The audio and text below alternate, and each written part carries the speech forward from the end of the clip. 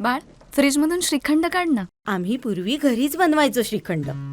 त्याची चवच वेगळी होती. आता काय सगळं रेडीमेड. आजी, हे श्रीखंड खाऊन बघ. आज तुझ्या आईनं घरीच बनवलं की काय? हे आहे गोकुळचं श्रीखंड. अगदी जिभेवर रेंगाळणारं. जिभेवरच नाही तर मनावरही रेंगाळणार. गोकुळ श्रीखंड, मनावर रेंगाळणारं.